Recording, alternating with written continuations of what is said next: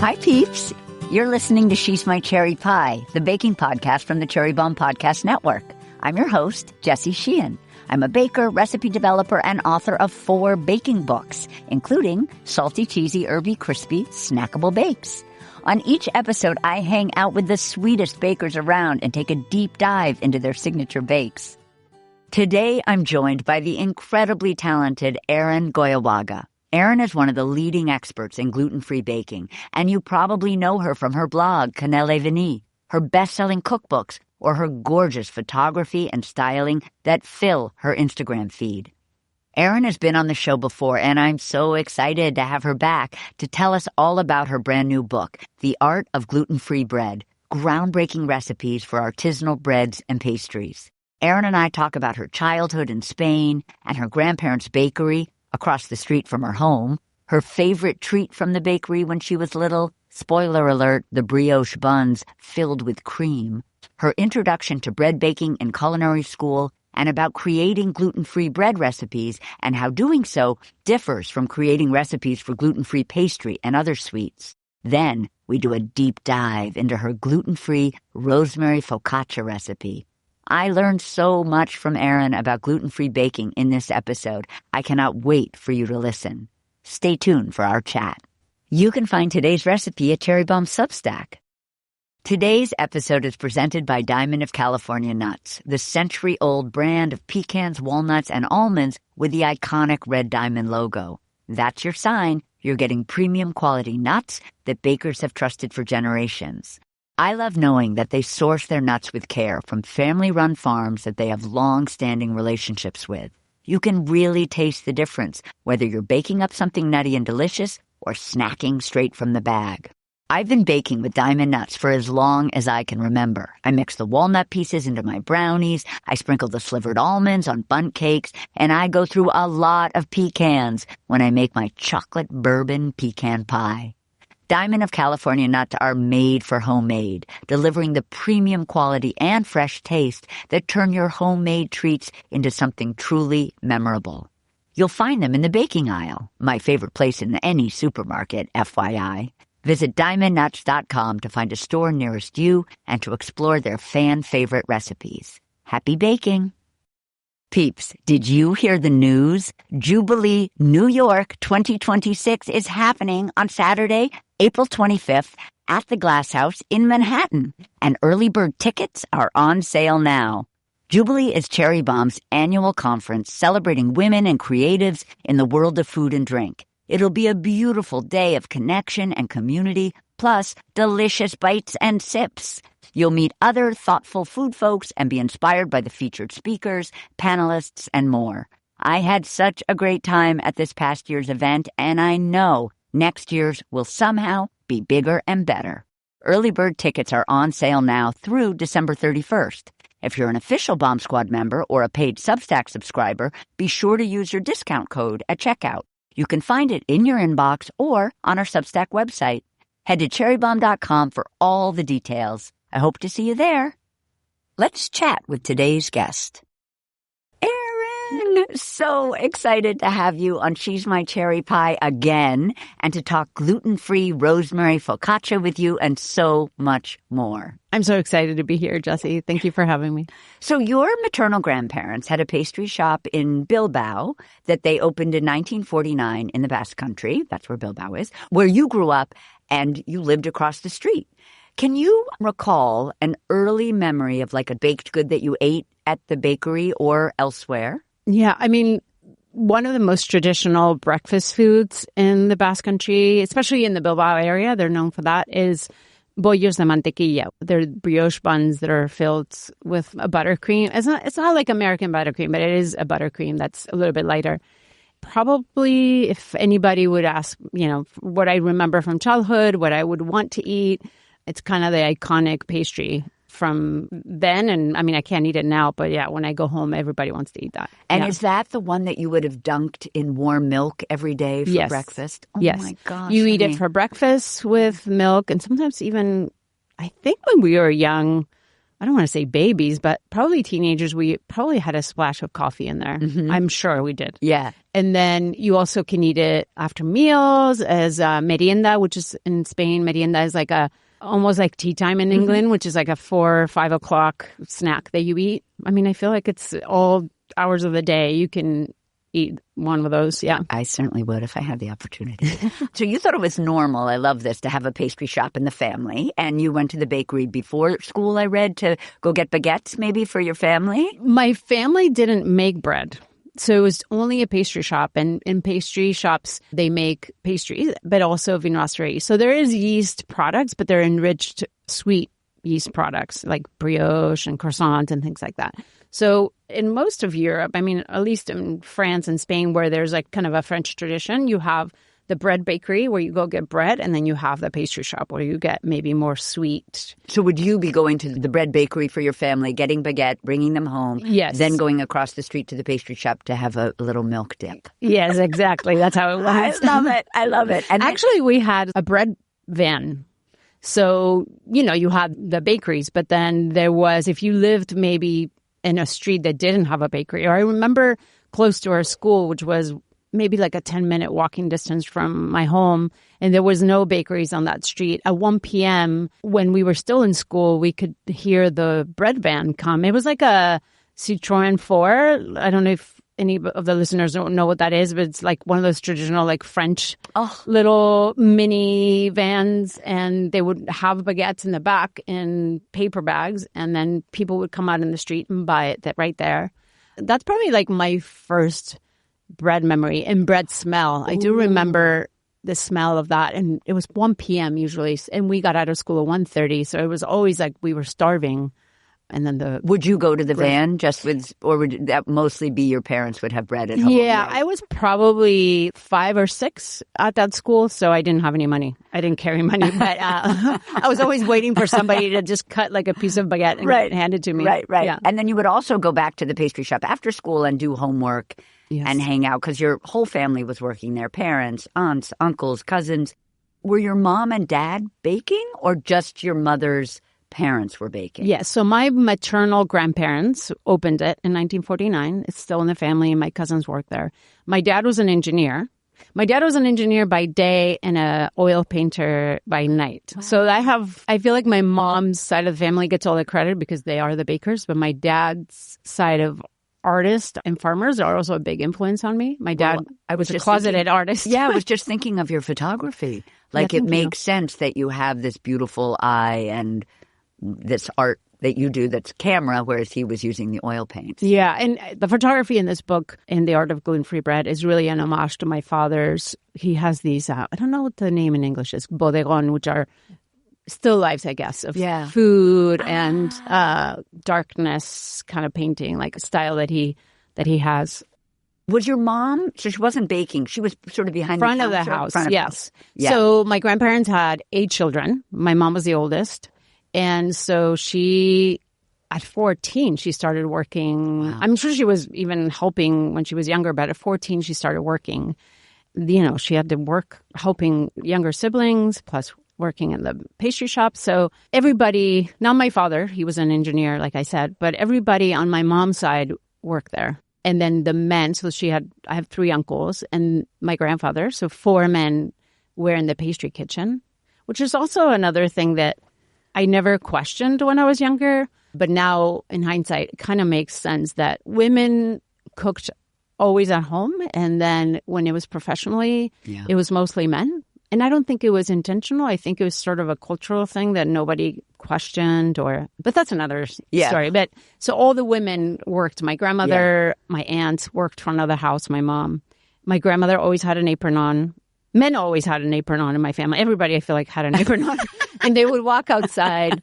My grandmother, you know, when she was done with her little chores or she was taking a break, she would walk to the front of the store and she would hang out outside and just watch people walk by. And she knew everybody. Her name was Miran, and people just would walk by and say, "Hi, Miran." And then she would invite them inside. And everybody was talking to each other. And it was always pastries. And it was such a gathering place. And I think that's why I love having people at my house, because it reminds me, it's kind of like the only way that I really know how to socialize. Mm-hmm. And that's what I grew up watching, that kind of environment of gathering. And my grandmother, I feel like she built a really safe space. We'll be right back. We're having a short snack break with California Prunes, who helped make this episode possible. I always have a stash of prunes in my pantry because there's so much they can do. I love that prunes can satisfy your sweet tooth while being good for your gut, your heart, and even your bones. They contain dietary fiber and other nutrients to support good gut health, and vitamin K, copper, and antioxidants to support healthy bones. Wellness trends may come and go, but prunes aren't going anywhere. So why not chop up some prunes this weekend to fold into your favorite oatmeal cookie recipe? In mine, I combine them with M&Ms and potato chips for a cookie that has everything you'd ever want. It's chewy, crunchy, salty, sweet. Just talking about them makes me realize I need a cookie right now. Prunes are also a great natural sweetener in baking recipes. If you need any tips on sweetening with prunes, check out all the different ideas and recipes at the California Prunes website at californiaprunes.org. And I've got the inside scoop on a sweet contest our friends at California Prunes are hosting. Share your favorite recipe using California Prunes, whether it's an elaborate bake or a simple snack, for the chance to score hundreds of dollars in gift cards, kitchen gear, and swag. Just post your creation on Instagram or TikTok and tag @CAPrunes and @NoCrumbsLeft to enter. The contest runs from October 27th through November 17th. So get baking, get snacking, and good luck. Hi, everybody. It's Carrie Diamond. I'm the founder of Cherry Bomb and the host of Radio Cherry Bomb. In case you hadn't heard, Cherry Bomb is on Substack. If you're a Substack lover like me, be sure to check it out and subscribe. You can subscribe for free or become a monthly or annual paid subscriber. Each Saturday, we post a recap of She's My Cherry Pie, plus all the fun baking news of the week. We also have recipes, the Cherry Bomb Friday newsletter, and special features from Cherry Bomb's print magazine, like the Missy Robbins cover story from our Italy issue. If you're new to Substack, think about it as the home of modern blogs. If you love reading, writing, recipes, it's the place for you. Visit cherrybomb.substack.com. Now back to our guest. So I wanted to talk about your sort of introduction to gluten-free bread and your diagnosis. You write that pastry chefs, it's considered like this refined work. It's not like making rustic bread, which is for bakers. And as you wrote, your grandfather occasionally baked bread for the family. You describe, it's not my word, but you say it's unremarkable because bread was something that you bought. You didn't make it. So really your introduction to bread was culinary school. Yes. Tell us about that, about beginning to bake bread and kind of, I guess, was that sort of when you fell in love with it? Yeah, I love bread since I was a kid. And if I could, I would only eat bread. Yeah. But when I started culinary school, we had a bread quarter, as we called it. And my chef instructor, Manfred Schmidtke, who's I'm still in touch with, he was a German master baker. And so I learned from him. And I was not gluten-free yet. And so I had an amazing bread quarter with him. And then I worked at the Ritz-Carlton in Palm Beach as a pastry chef. I was only in the pastry department, but we shared the pastry kitchen with the bread department. And we overlapped. When I worked night shifts, we overlapped for a couple hours. And the head baker was Johan Willer. I don't know where he is now, but I think about him often because I wish he could taste my breads and see what he thinks. But he was amazing. I learned a lot from watching him, but I never actively worked with that team, which is kind of one of my big regrets. So when I started working on this book, it's not like I came from a deep bread tradition either. I mean, of course I knew viennoiserie and I had made bread before, but it wasn't like I was a master bread baker myself. I feel like I had to tackle bread mastery and also make it gluten-free at the same time, which I think it was probably to my benefit because I wasn't, maybe my brain wasn't wired to think a certain way. And I was really focused more on these other flours that I had to work with rather than trying to focus on like having really open crumb or like that to be the goal, which is not always possible with gluten-free flours. I wanted to briefly talk about the choice to go to culinary school because it came late. I mean, it came after going to college and being in the corporate world, essentially. Does that mean that through all of that, you were always kind of baking and fiddling, like on the side, so that then when you lost your job, it made sense to go to culinary school? Or how did that decision come to be? Some of that. I baked at home when I was a teenager. I never even thought that that could be a profession for me. I graduated university. I moved to the U.S. I worked in the corporate world for a bit. I even went back to finish a master's. So I have an MBA.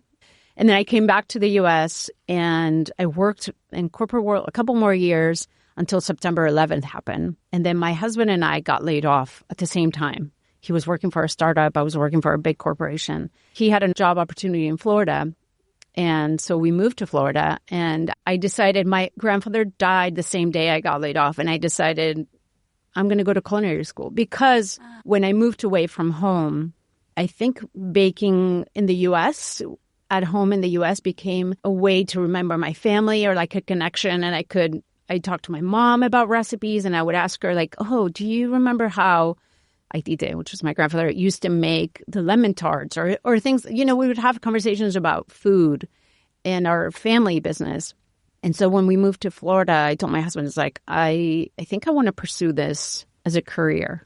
I didn't really know what that meant, but I just gave it a shot. And I went to a culinary program that was 2 years. Then while I was going to school in Florida, I started working in different restaurants. I was living in Palm Beach County in Florida. So I was working in that area. Then I ended up at the Ritz-Carlton. And then I had babies. And then I quit the professional kitchen. Yeah. So that was kind of my trajectory. It was very all kind of fast. I just want to jump back for a second. What were you baking when you were a teenager? I was baking a lot. I remember flan was a big thing. Like I used to make this apple flan. I used to make a lot of cheesecake. Very simple things because my parents, our kitchens in Europe are small. We don't have like a ton of equipment. It's funny because I had all the equipment across the street. And very homey things like plum cakes and things like that. Yeah, so different than what they were selling across the street. Exactly. Yeah. There were no cheesecakes across the street. There were no flans. It was very traditional French pastry with puff pastry, Napoleons and millefeuilles and eclairs and things like that. I read something interesting that it was your diagnosis that indicated that, that you needed to have a gluten-free diet. Not only did it sort of ignite this, professional path of these gluten-free cookbooks for you and gluten-free baking, but it also ignited a drive to teach others about gluten-free cooking and baking.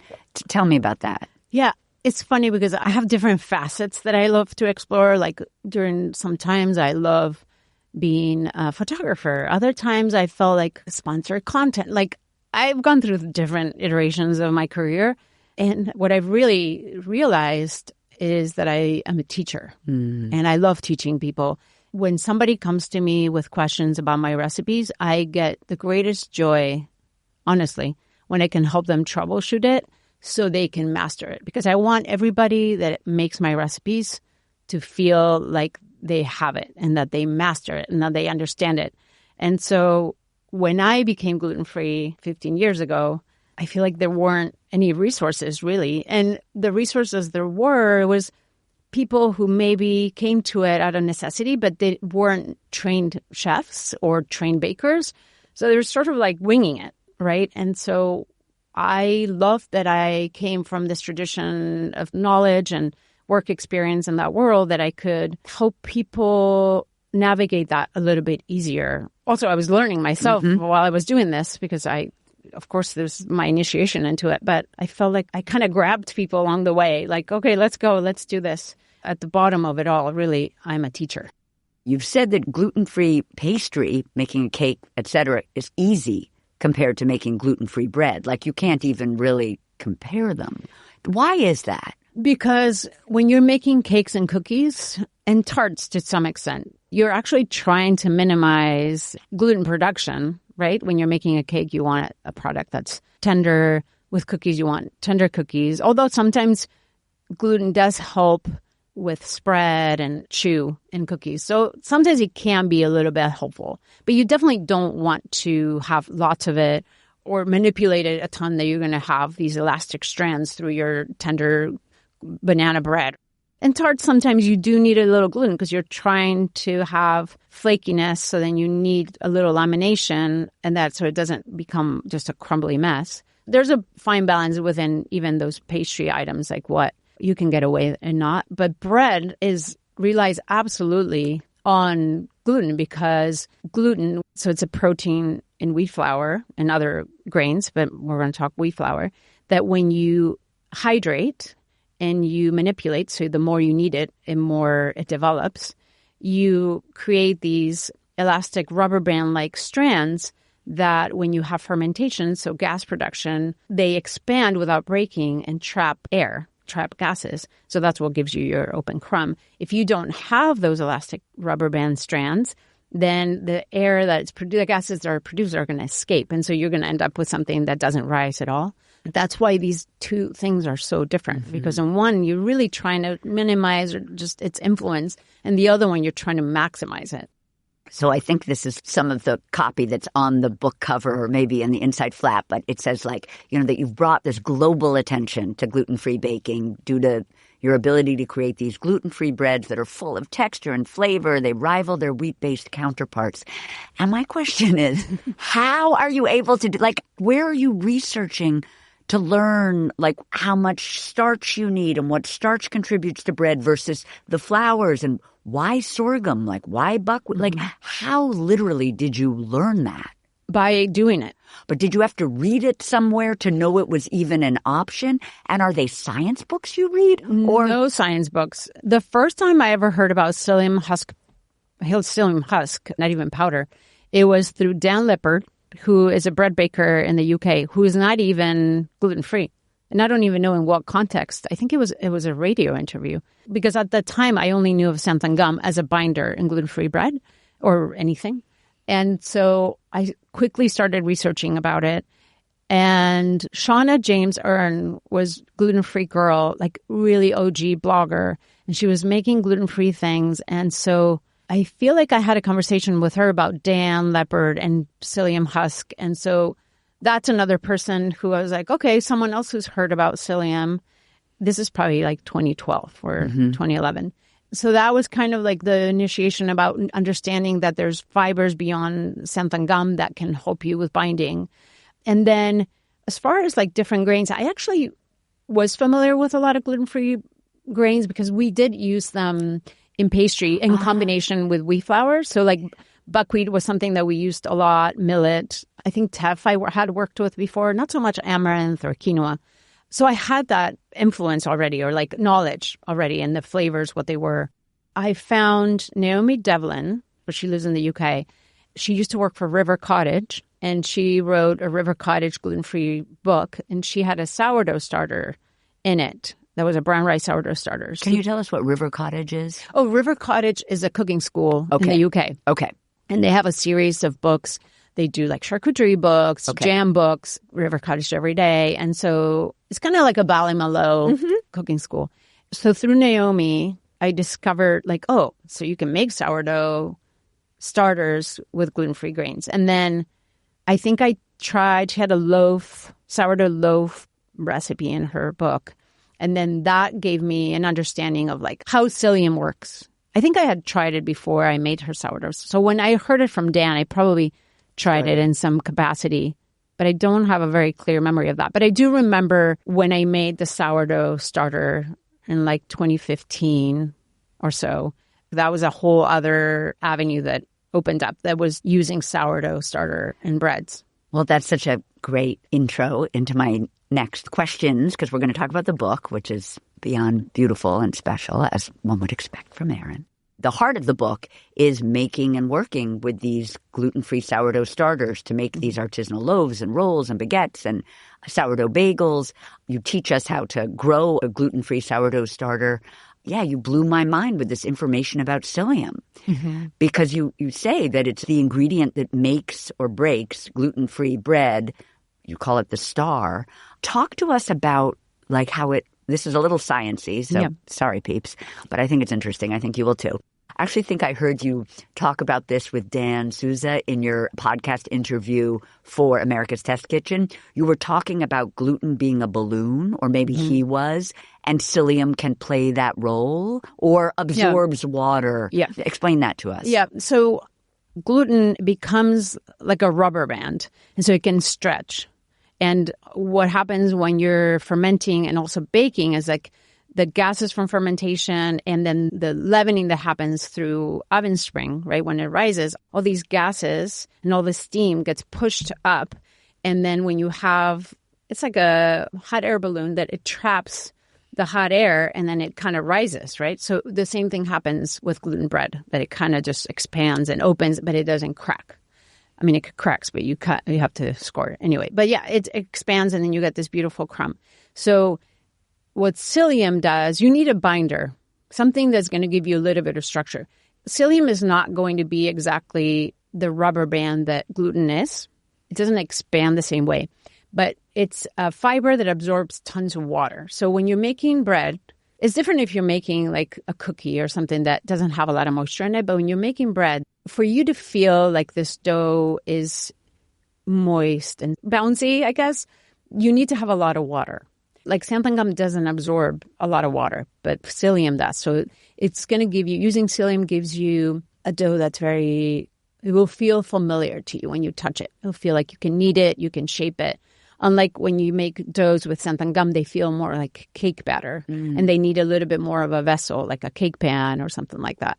That's why as a start, it allows you to really provide structure and bind in a dough while absorbing lots of moisture, which means that you're going to be able to have a moist crumb that has a little bit more open crumb than like with xanthan gum. So was that like revolutionized sort of gluten-free baking when people realized that actually psyllium husk is a better product than xanthan gum? I think you also mentioned xanthan gum can have additives and maybe isn't the one you want to use anyway. But in addition to that, psyllium husk just works so much better. Yeah, I mean, some people are sensitive to psyllium because it's fiber. So it's like depending on digestion, it can be maybe just too strong. But most people it's actually beneficial. Psyllium is actually the main ingredient. And I mean, I don't know if this is going to get edited out, but it's like when you need to go to the bathroom for constipation and you go to the pharmacy like or the Metamucil? store. Yeah. I think it's psyllium that's in there. You can just buy psyllium to help give you fiber in your diet. Oh, that's so interesting. So it's actually it's really good healthy. for you. Yeah, really healthy. Xanthan gum is a bit more of a chemical product. It's not very easy to digest for some people. It becomes kind of glue-like. And so I try to minimize the use of it. But sometimes in like the croissants, for example, when you need to be able to not only ferment a dough, but stretch it, you really need to have something extra.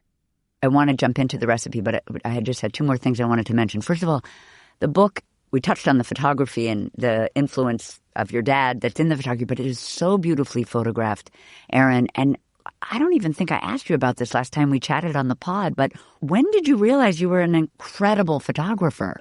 You're so sweet. But was that just after you were working professionally and you stopped working because of the kids and you started to blog, et cetera? You just started taking pictures of things and realized you loved it? Yes, exactly how it happened. I've always been a very visual person. I actually struggle very much with writing my books. Not the technical writing. Yeah. Like, technical writing is easy. But the creative writing or storytelling is very difficult for me. I knew what I wanted visually. I didn't always know how to get it. So I had to learn, how a camera works, what exposure is, how to find light. I had to learn those things, but I think I knew I had a style, or let's say, or my father was always looking at things, how light was hitting things, or how to frame landscapes. So as a child, I was surrounded by art books. And so I think that came natural to me. I just had to learn the technical parts of it. As soon as I started blogging, I realized it's not only about the recipes that I'm sharing, it's also the visual component. When we all started blogging, it was kind of like we were a little publishing house, each one of us. I mean, terrible. We probably all needed editors, but I think it forced us to really hone and understand all the hats that a publishing house wears, which I loved. And photography was a big part of it. I've been hired as a photographer in the past, and I have shot other people's books, but I have realized that and this is not a humble thing, but I do think that, and I don't want to sell myself short, but I am a good photographer for myself because I know what I want. And I love that. I love that I'm keeping that for me, and I'm not trying to be a photographer. I've come to terms with that. I think at the end, I just want to be a teacher. But I love photography, and I appreciate it very much, and I love cookbooks for that reason. Yeah, the book is just gorgeous. Finally, tell us about the residency at America's Test Kitchen. Oh my gosh, Jessie, I know you're from Boston. So. Yes, I know. Yes. It's a dream, honestly, because I've been such a fan. Like, I feel like America's Test Kitchen has taught Americans how to cook in a very practical way. It has this side of science without being too sciencey, and it inspires people to cook. So when they approached me to be part of this editor-in-residence cohort, I was super excited. It came at a perfect time. I had just finished my book, which meant I have time to really create more recipes and share with them. And it's a totally different process where I'm also letting myself be informed by their history. They have 14,000 recipes in their archives, I think. I'm almost like melting into America's Kitchen a little bit and trying to learn from them too, and also bring them a little bit of my gluten-free experience. It's really such a generous environment, honestly. And anybody that's listening, if you can trust a recipe, it's from America's Test Kitchen. I'm telling you, it's tested 1,000 times. I was just going to say, I mean, it is practical. They teach, but if you're in the industry, you turn to them. If I'm developing something and I'm wondering what other people have done, I always go to America's Test Kitchen to see how they did it. I'm not necessarily going to take too much from what they did in the sense that sometimes there are a lot of different steps, and I tend to try to simplify steps. But whatever step they're telling you to do, that will make the recipe better 100%. Yes. So now we're going to talk about the rosemary focaccia. And you've described your favorite focaccia as having a very thin, slightly crispy golden crust with a soft open crumb. And you've achieved that using gluten-free flours with a very high hydration dough. Includes a lot of olive oil, millet flour, which gives the focaccia its golden color. Yes. So fascinating. Can I walk you through my process? You can edit it down. Oh, my God. Yes. So when I was testing this recipe, I am not, when you see all these videos on Instagram or whatnot with like these focaccias with huge bubbles and like going crazy, we're not going to be able to do that because we don't have gluten rubber bands in our doughs. But I do still think it has to be very moist, golden, olive oil, crispy, flavorful bread that has a nice open crumb. So for that, I use a combination of millet and sorghum. So to me, sorghum has a bit of a more like wheat flavor. It doesn't have the structure of wheat, but the flavor is wheaty. And then millet is a whole grain flour, but it is a bit higher on the starch. So it's going to give you that fluffiness, aeration that we're looking for. It also is yellow, so it does give you that kind of color that if I see a focaccia that's very brown, it's just like it doesn't read focaccia to me. So I rely on millet.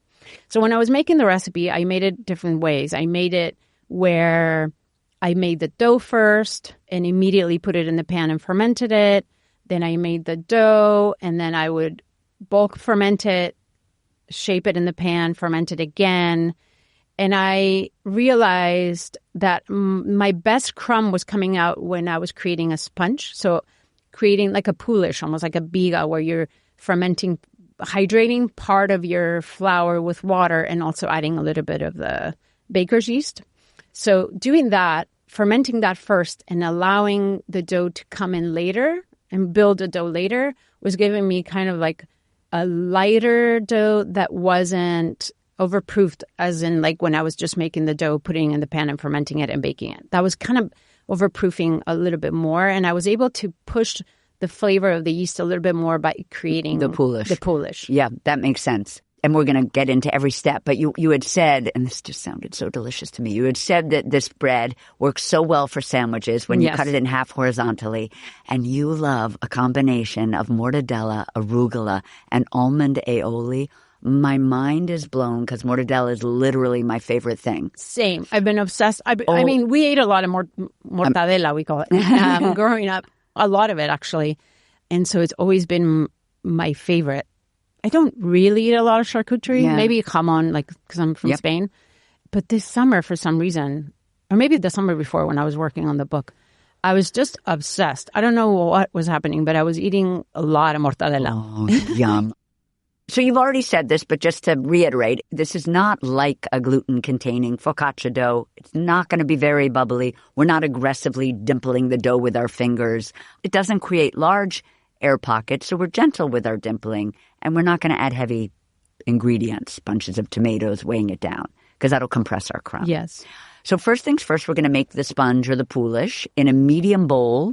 And I just wondered, if you're at home, is it a ceramic bowl, glass, metal? I love that you go into the details because this is important. I don't think about these things because I have my tools. Yeah. And then I watch other people make my recipes and I'm like, oh, yeah, because you didn't use the right container. Or those details are kind of tricky sometimes. So I actually have this vintage green. Not Pyrex.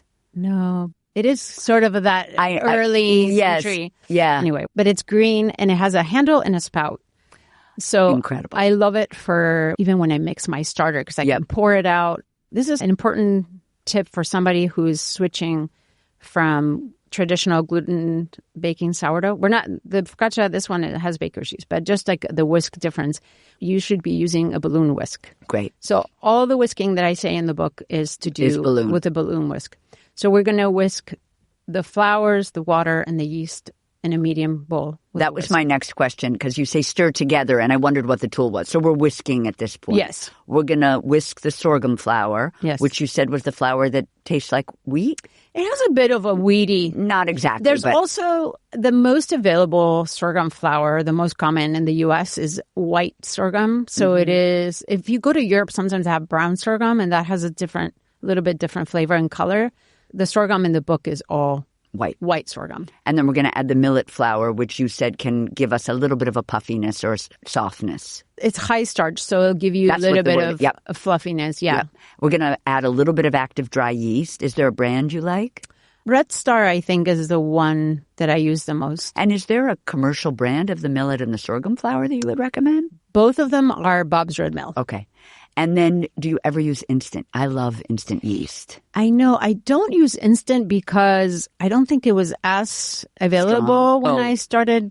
No, it's actually stronger. Yeah, right. I think just because what's available or what people were used to using. But I think instant yeast is more available in Europe. So active dry yeast has 8 grams of active dry yeast is going to have probably 10% of its cells are dead. That's why you activate it with warm water. So if you have 10 grams of instant yeast that is ready to be activated, all of it. All of it is.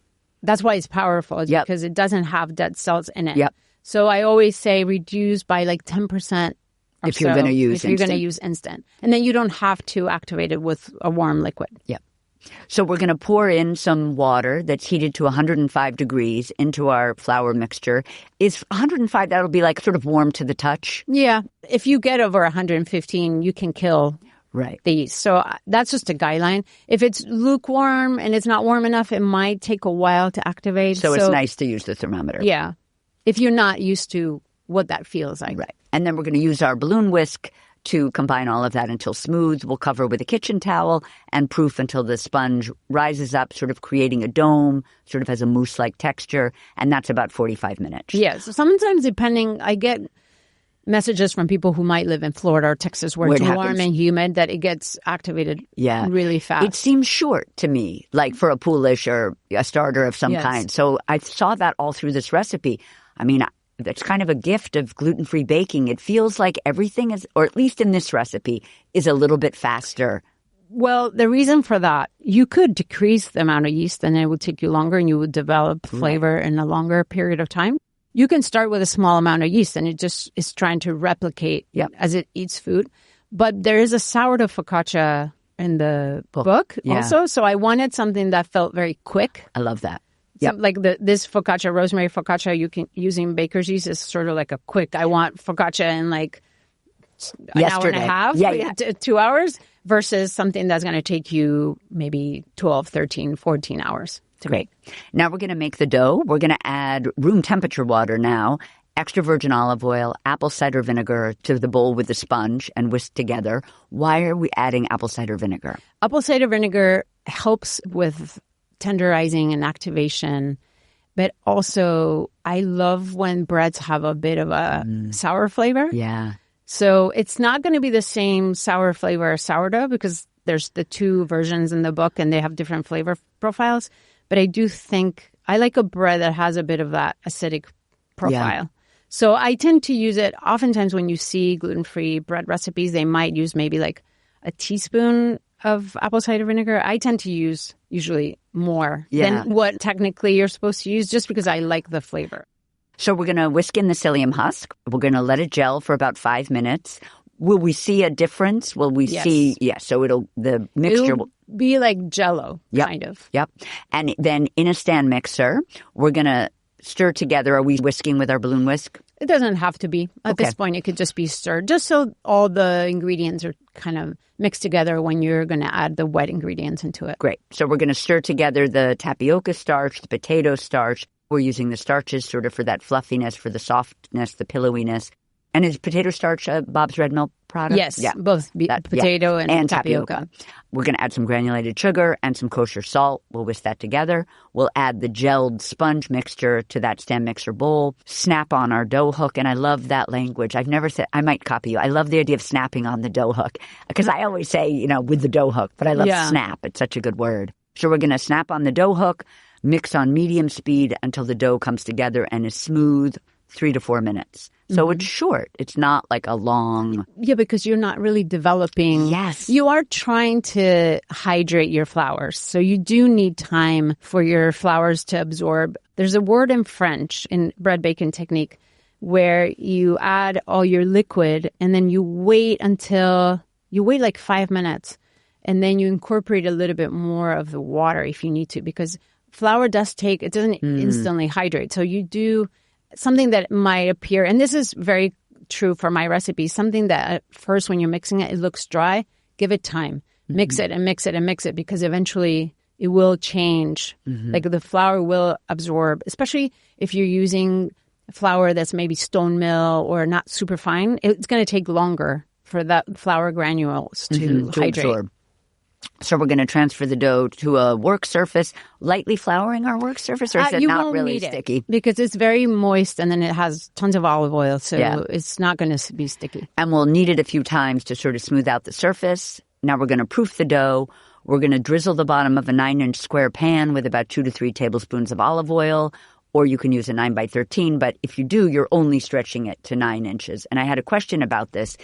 Is it small because it's harder to make a larger quantity, or is it just small because you're saying this is a quick and easy 9? Like, what was that choice? That's a good question. When I was making it larger, I felt like these doughs are delicate. So it doesn't have that power, brutal force of gluten. We're going to rise and we're going to hold it in place.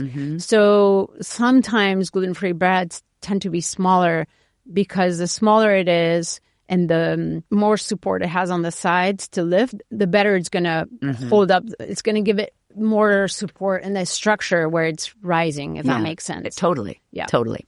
So we're going to place the dough inside the pan, flatten it with our hands until it nearly reaches the edges and is about 3/4 inches deep or tall.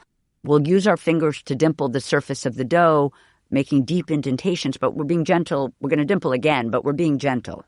At this point, you can be a little more. You can be a little bit more aggressive because it's going to rise. Once it's risen, if you go again, like in the videos, like they're going, you're going to deflate it, and then it's not going to have enough bounce to rise up again. Now we're going to cover the pan with a kitchen towel. We'll proof until nearly doubled, 45 minutes to an hour, which also seems short-ish to me, which is great. I mean, and also, it's very easy to overproof gluten-free doughs. It's better to underproof a little bit and let the oven spring do the rising. If you overproof it, it's going to look beautiful. It's going to look like it rose and it's puffy, but then it's not going to have enough structure to sustain the oven spring in the oven. So oftentimes it's hard to know when it's ready, because if it does look super ready, as you have trained your eye traditionally, you've taken it too far. Yeah, so I'm just saying doubled in size. Stop there. just because you think, oh, I want... Yeah, I want it to be super big. Yeah. And yeah, careful. So we'll position a rack in the bottom third of the oven, and we'll preheat the oven to 425.